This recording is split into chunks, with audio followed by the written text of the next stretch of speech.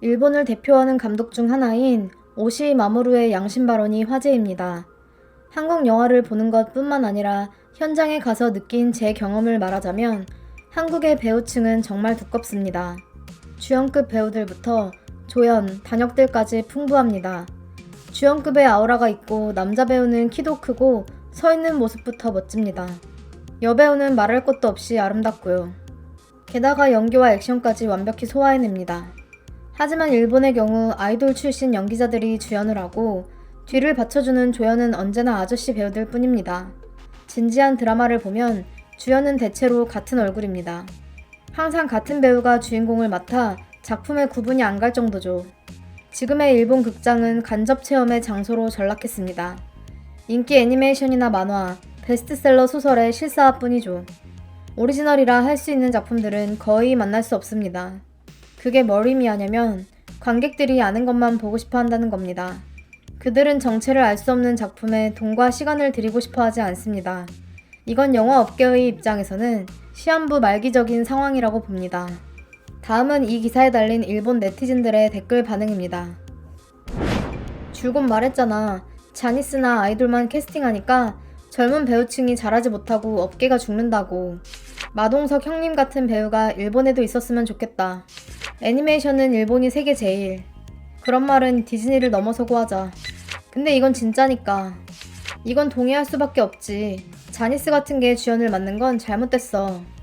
너도 감독이라면 한국에 지지하는 영화를 만들어라.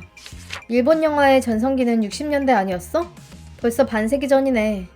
일본 영화는 원작 만화나 소설과 연예기획사의 탤런트 품평회. 한국 영화는 안 봐서 모르겠지만 일본 영화가 시한부 말기적인 건 반론할 여지가 없지. 일본 영화 같은 건 옛날부터 계속 똥이었잖아. 뭘 새삼스럽게. 쉬리가 나올 때부터 영화나 드라마는 한국이 일본을 멀찌감치 앞질렀어. 한국의 살인물은 진짜 재밌어. 사실 일본 영화는 쓰레기뿐이니까 어쩔 수 없다. 일본 영화 감독이 할 말은 아니잖아. 네가 대단한 걸 만들면 되잖아. 일본 영화가 과거에 잘 나갔던 적이 있었나? 똥같은 배우밖에 없지. 일본은 너무 비협조적이야. 투자의 얘기가 아니라 규제가 너무 심해서 제대로 된 영상을 찍을 수 없으니까.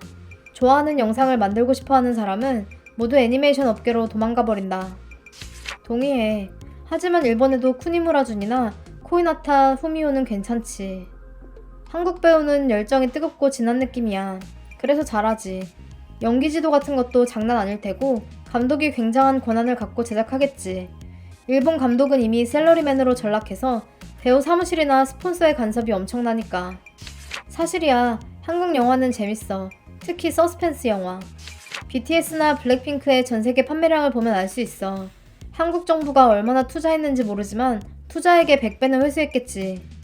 지금 일본 영화계는 굉장한 위기라고. 지금의 일본 영화는 애니메이션이나 애니 원작밖에 흥행 수입이 좋지 않다. 즉, 단적으로 말해서 실사 쪽이 형편없다는 거야. 너의 췌장을 먹고 싶어는 괜찮지 않았어? 한국 드라마는 볼 때마다 나오는 배우가 다르지만 일본은 또 이 녀석이야? 하는 느낌이야.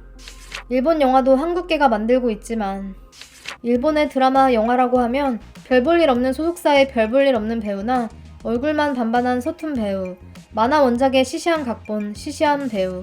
이걸로 아직 살아남은 게 기적. 일본 영화는 이제 완전 말기구나. 아니 말기는커녕 좀비.